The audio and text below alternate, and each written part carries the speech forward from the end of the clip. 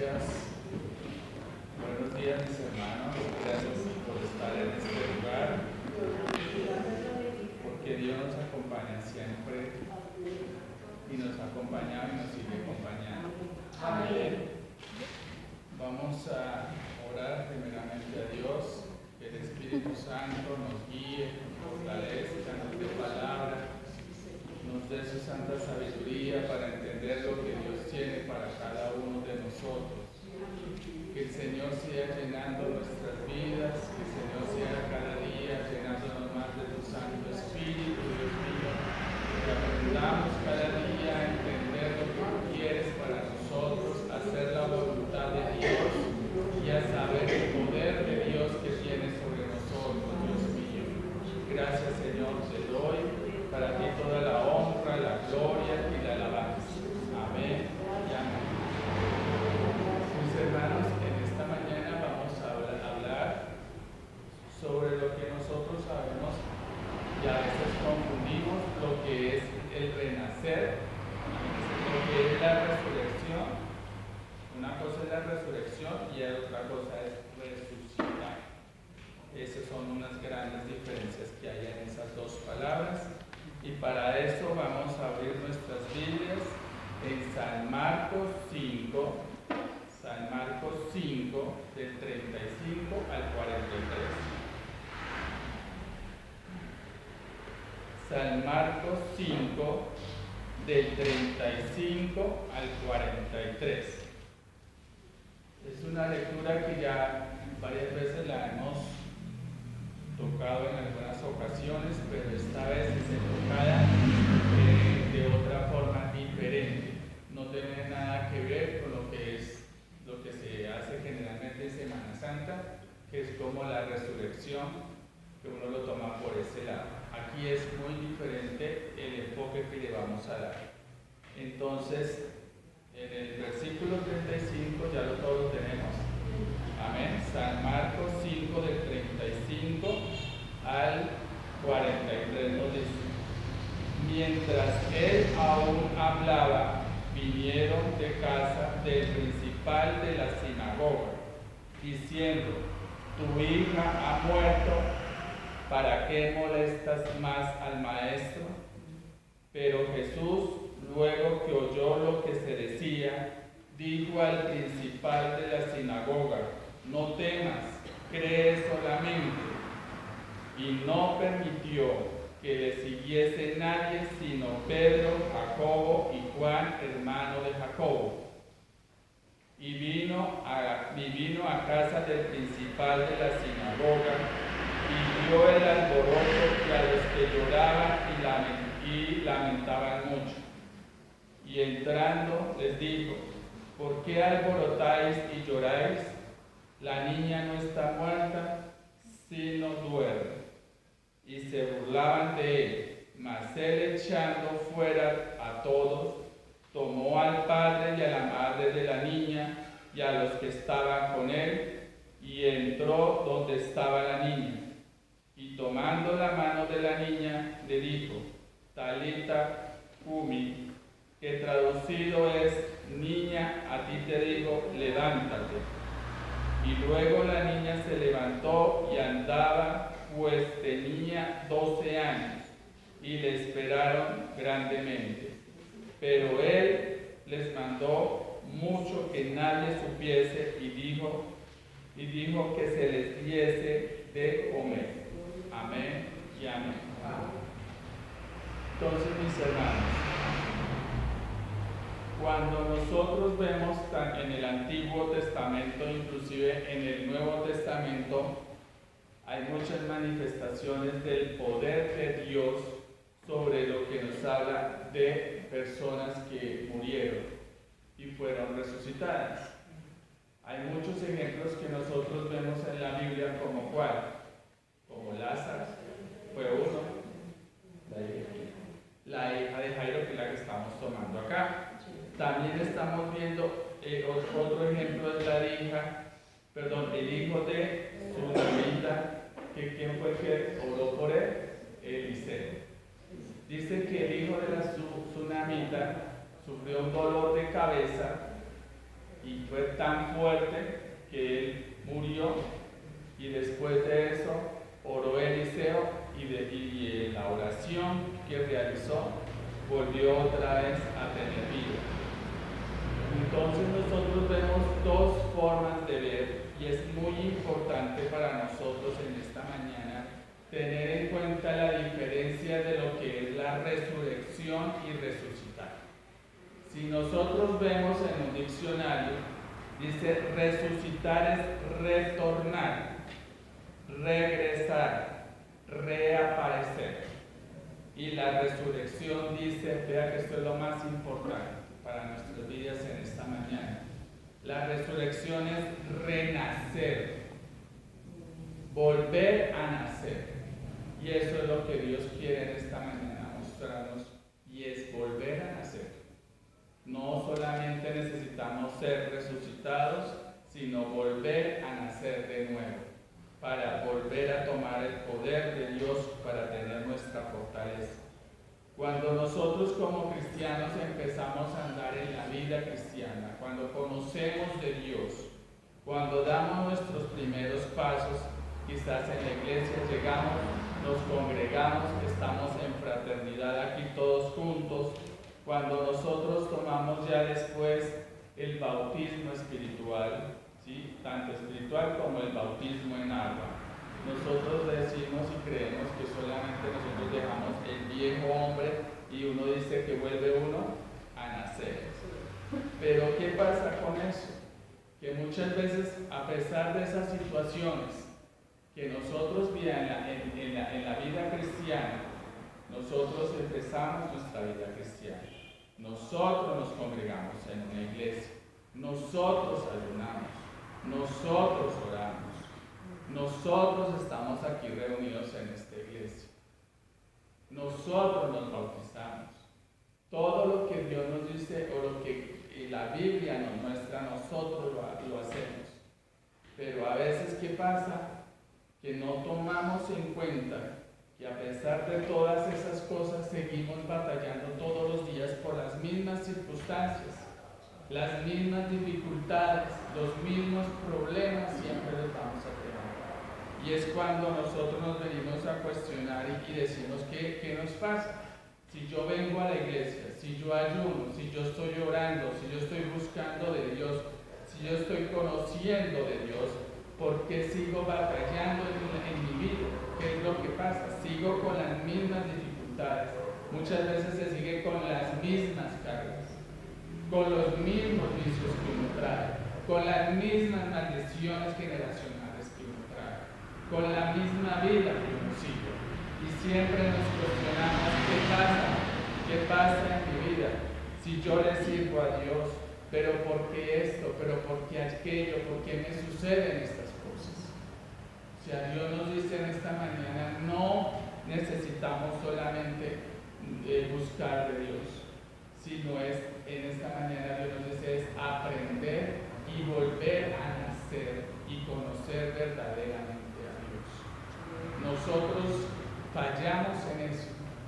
Mientras nosotros no tengamos un encuentro con Dios, mientras nosotros no conozcamos las dimensiones espirituales de Dios, mientras nosotros no abramos nuestros ojos espirituales, vamos a seguir siendo los mismos, mis hermanos.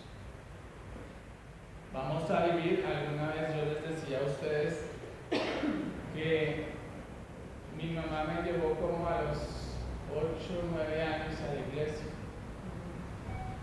Y yo duré como 30 y punta de años. Es más, en la iglesia donde yo estaba duré 46 años. Duré en la iglesia donde yo estaba. Y de esos 46 años vine a empezar a conocer de Dios hace 23 años. 22, ahorita de septiembre, 23 años.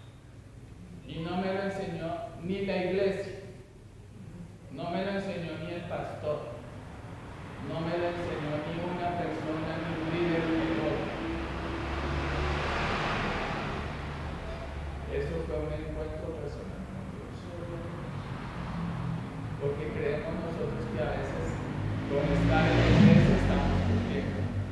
Porque yo vengo y entonces el pastor, entonces yo hablo con el pastor, voy a tener una consejería y mis problemas yo haber conocido de Dios fue por mi mamá.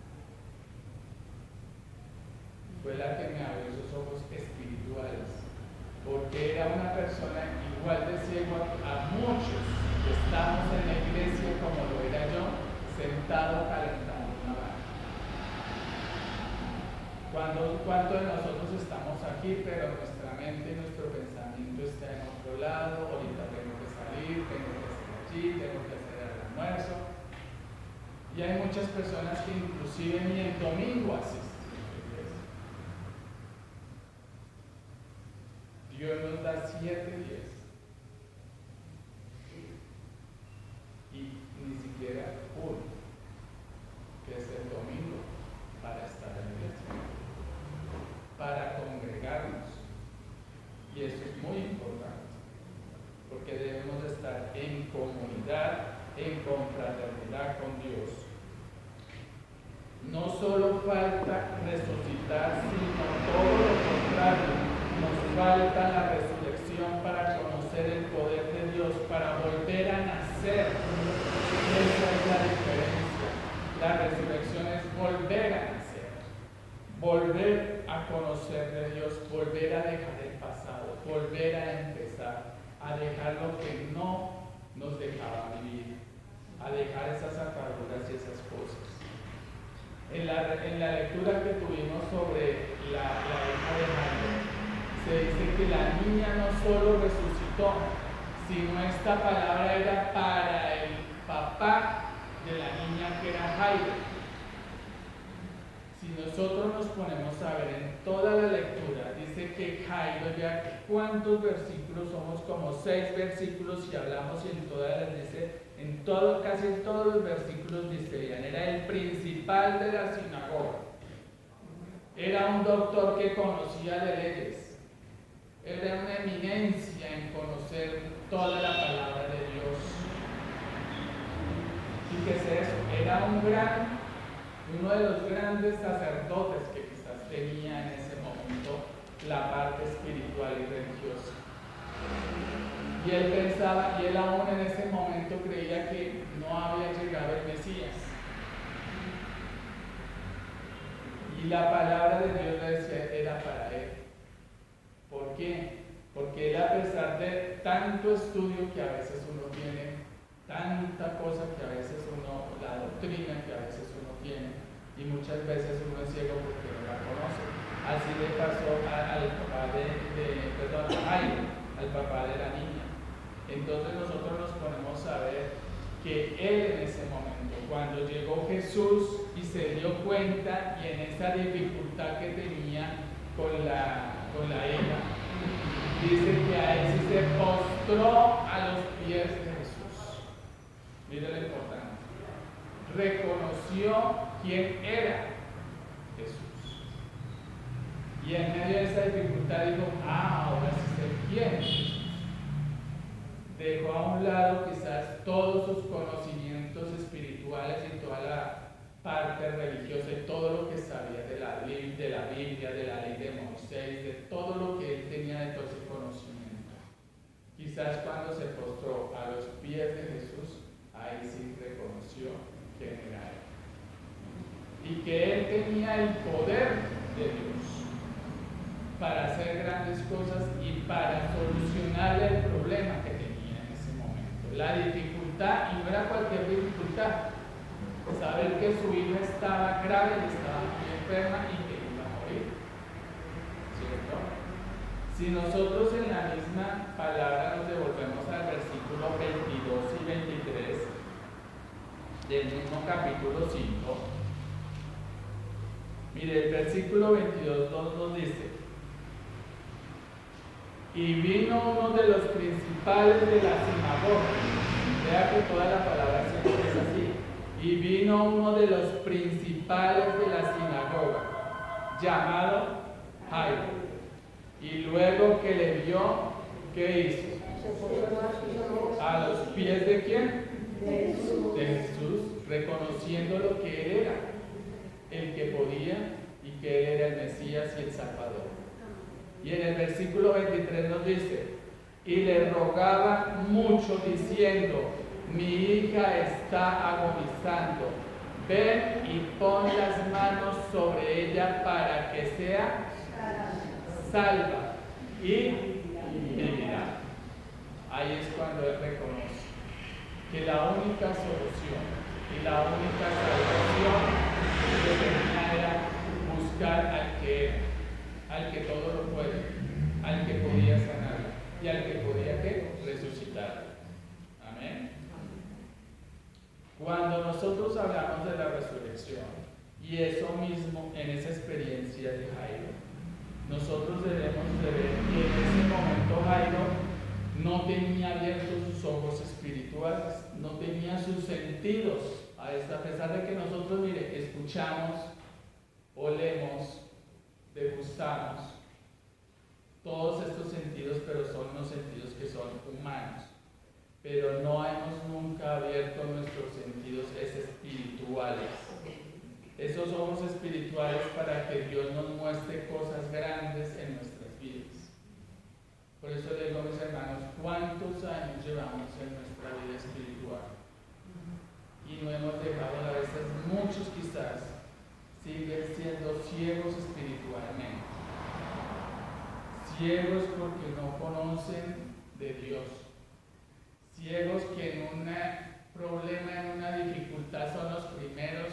Y ahí en la Biblia habla, cuando estábamos terminando los versículos, ya en los versículos de los últimos versículos dice, ¿qué hacía la gente? La gente estaba toda angustiada, ¿no? Cuando llegó Jesús, ¿qué estaban ellos? Angustiados, desesperados, y eso es lo que nos pasa a nosotros porque eso es una característica de nosotros los seres humanos. Es muy normal uno angustiarse, pero Dios nos dice que en medio de la dificultad que tenemos que hacer, calmarnos, y después de la calma, arrodíllese y busque al que todo lo puede. Porque Él es el que es el médico para solucionar. No nos angustiemos ni salgamos a correr cuando nosotros tenemos en nuestra mano a la persona y Dios, que es el que nos da la mano para salir y salir adelante. Cuando nosotros abrimos nuestros ojos espirituales, lo que le pasó a Jairo, y él en ese momento pide, cuando dice salva a mi hija, es cuando él dice la salvación. ¿La salvación para quién? Para mi hija.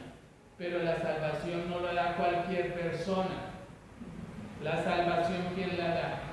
Dios, el Salvador, el Mesías. Él reconoció eso. Mi hija está enferma, mi hija murió, pero él vino a reconocer y a decir, es Él, es Jesús el que tiene el poder.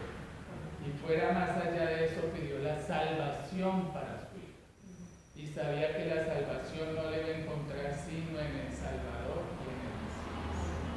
Y en esta mañana Dios también nos dice, la salvación, mis hermanos, la tenemos expuesta en Dios. Y como siempre lo digo y lo ratifico, la salvación es personal. Por más que yo quiera, ame a mi esposa, a mis hijos, yo tengo que rendirle cuentas a Dios de forma personal. Es único. Eso es lo más importante para nosotros, buscar siempre nuestra salvación. Nosotros debemos siempre abrir nuestros ojos espirituales para comprender las grandezas de Dios que tiene para nuestras vidas. Dios siempre nos tiene cosas grandes y maravillosas, pero estamos cerrados, ciegos, sordos, mudos, como dice por ahí una canción. Porque es que no hemos aprendido ni vivimos este buscar de Dios. Quizás 5 minutos de oración un domingo, adiós. La salvación se gana es pagando el precio. Pagando el precio. Y eso es lo que Dios nos dice. Debemos experimentar el poder de la resurrección, mis hermanos. Y el poder de la resurrección no nos va a dejar igual. Nosotros creemos que por conocer de Dios, no. Cuando Dios actúa en nuestras vidas no vamos a quedar igual como éramos. Cuando reconocemos lo que es verdaderamente la resurrección, y ya hemos dicho que la resurrección es un nuevo cambio, una nueva transformación, una nueva vida, ahí es cuando viene a crecer nuestra fe y nuestra fe espiritual, nuestra fe para tener el poder de Dios en nuestras vidas. Hablamos muchas veces de un Dios vivo. Todos los días dice tenemos un Dios vivo. Pero ¿estamos bajo el poder del Dios vivo? Esa es la pregunta. Estamos y siempre proclamamos que tenemos un Dios vivo. Pero ¿estamos bajo el poder del Dios vivo? Esa es la pregunta. ¿Estamos viviendo bajo el poder de un Dios vivo? Quizás muchos no sé cuál será la respuesta de cada uno, eso es para uno pensarlo y tomar la mejor decisión. Porque nosotros debemos cada día de nosotros empezar a madurar nuestra fe espiritual. Hablamos, mire, muchas veces lo que nos pasa, todos los días, si nosotros hablamos, dice, hablamos de un Dios que sana. Sí, lo creemos. Amén. Pero hemos experimentado la sanidad. Hemos experimentado la sanidad de Dios. Y eso lo proclamamos siempre. Sí, Dios sana, pero muchas veces ni nosotros mismos hemos experimentado la sanidad de Dios para nuestras vidas. Hablamos de que Dios nos bendice, pero estamos llenos de deudas. Hacemos todo lo contrario. Hacemos las cosas que a veces no nos dejan vivir. Vivimos todo el día, todas las veces es con preocupaciones. Vivimos y andamos en un dilema. Vivimos preguntando qué hacemos, nos angustiamos por todas las cosas. Pero nosotros se nos olvida que tenemos un Dios que todo lo provee. Pero Dios de esa forma que provee no es que, hermano, usted tiene una deuda X, háblese de 10, 30, 40 millones de pesos. Y creemos que Dios va a venir aquí con unas maletas y nos va a traer no 10 ni 20, sino que nos va a traer 3 veces. 100 millones, y dice, pague la deuda y échese a la felicidad y vive todo el resto del tiempo. Eso es lo que creemos. Cuando Dios nos dice que no debemos nosotros de estar como encerrados en esas cosas. Nuestras manos es lo que nos enseña a nosotros a trabajar. Nosotros cuando decimos bendición, sí, nosotros le pedimos a Dios bendición, pero es que esa bendición es con nuestro trabajo, nuestro esfuerzo. Dios no es un Dios que facilita las cosas, que yo oro y de una vez aquí nos va a caer un montón de dinero. Es de trabajo, de esfuerzo, de sacrificio. ¿O acaso nosotros no trabajamos para pagar lo que debemos, para pagar los servicios públicos, para pagar nuestra alimentación? Y es como con nuestro trabajo. Porque Dios nos provee y Dios quiere darnos mucha más bendición. Pero para que venga esa bendición de Dios es que nosotros debemos de buscar de Dios, de esforzarnos, de trabajar, de seguir adelante, de luchar, de seguir en los caminos de Dios. Y muchas veces nosotros hacemos todo lo contrario. Cuando nosotros vemos inclusive en la Biblia la viuda y el hijo que ellos tenían solamente, ¿qué era lo que tenían? Un poquito de harina y un poquito de aceite. Y se dice que había una sequía muy grande en ese tiempo, como lo que estamos viendo. Había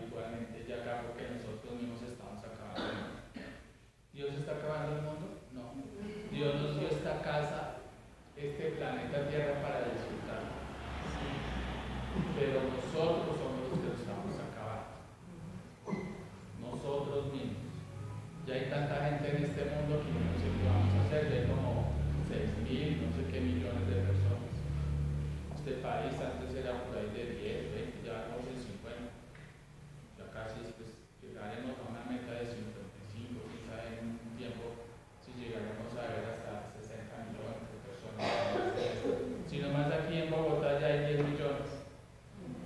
Imagínense cómo será en otras partes del mundo. Y dice la Biblia que ya tenía solamente un puñadito de harina y de aceite. ¿Y quién vino a su casa? Elías. Elías vino a su casa. Y es que, mi hermano, es que uno hay que coger la Biblia y leerla y saber lo que Dios nos dice, porque a veces nosotros leemos, pero ni siquiera nos entendemos. Hay que leer hasta despacio. Por eso son muy buenos los signos de puntuación para ustedes hacer la coma y entender, porque ahí es cuando uno para un momento y es para uno analizar las cosas. Dice la Biblia que ella solamente tenía eso para comer. Y llegó el profeta Elías y él le dijo, dame lo que tienes de comer. Y ella pues, en ese momento no tenía eso. Ella iba a hacer quizás un pan quizás para darle a su hijo y para eso. Y ya, esperar lo que faltaba porque no quedaba sino morir. Pero ella, ¿qué hizo? El profeta le dijo, dame lo que tienes y va a haber bendición en tu casa. Y no faltará el alimento en tu casa. Estará, mejor dicho, ella estaría, mejor dicho, con todos los alimentos siempre ahí. ¿Y ella qué hizo? Lo dio lo poco que tenía. Y dice la Biblia, es donde uno dice, ¿dónde está el poder de Dios? Y la Biblia lo dice, ¿qué pasó? Ese frasquito de aceite que ella tenía, no sé, esto quizás es un ejemplo, yo ni era tomármelo, pero lo puedo como ejemplo. ¿Qué dice ella? Todos los días.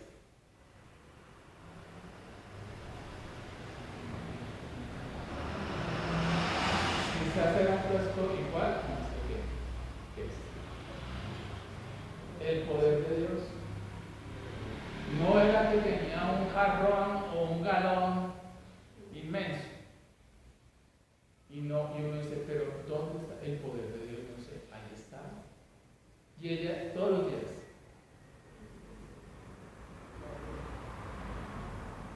Quizás por meses o años. Y él, ¿dónde quiere echar el aceite o por dónde creo? ¿Dónde están las cosas? No, es el poder de Dios. Y ella siempre, ¿sabes? Iba a sacar arena de su tinaja, y este tiempo le decían tinaja, ahí la Biblia está. Iba a sacar arena. Nunca faltaba. Pero es el poder de Dios. Hay que creerlo, hay que saberlo. Y eso es lo que Dios nos dice también como ejemplo. No seamos incrédulos, Él quiere bendecirnos y nos quiere dar grandes cosas, pero nosotros quizás vemos es cantidad, bultos. Y miren lo que pasó con ella. Una simple, y dice la Biblia, tenía era un poquito de aceite para hacer con la harina un pan. ¿Cuánto aceite quizás tendría? Miren, hermano, perdón, por ahí, lo que es esta copa. Y vea todo lo que Dios hizo en poder de Dios para ella todos los días. No es la cantidad, es la calidad de que nosotros busquemos de Dios. Y la solución muchas veces está es con lo poquito, y la Biblia dice, con lo poco, con lo mucho, eso es lo que Dios nos habla también, eso es lo que Dios también nos dice. Cuando nosotros buscamos siempre de Dios, lo que Dios bendice, y esto sí es muy importante, lo que Dios bendice nadie lo puede maldecir, mis hermanos. Lo que Dios escogió, nadie lo puede destruir, hermano. Y eso es lo que Dios también dice. Nosotros somos hijos escogidos de Él. Por más personas que haya a nuestro alrededor, personas envidiosas, personas que no quieren que nosotros seamos bendecidos, personas que quizás encontremos en nuestra vida que quieren a veces ponernos la piedrita, ponernos el pie para caernos. Pero cuando Dios nos escoge siempre para bendición. Habrán personas que quizás nos harán querer hacer daño, pero como somos hijos de Dios, no prosperarán. Como somos hijos escogidos por Dios, nadie nos podrá destruir. Y eso es lo que Dios quiere decir cada día en nuestras vidas. Siempre, si creemos en Dios, nada nos faltará. Si creemos en Dios, siempre nos respaldará. Siempre Dios estará con nosotros. En medio de las dificultades, en medio de en medio de alguna angustia, en medio de algún problema, siempre debemos de buscar de Dios. Dios no nos cierra la puerta. Dios está, como dicen ahora, 24/7 para escucharnos. Busquemos siempre de Dios. La iglesia que nosotros aquí Dios nos ha dado es una iglesia para empezar a crecer. Es una iglesia también donde no nos estarán viendo, mis hermanos. Es una iglesia para nosotros orar, orar, orar y orar.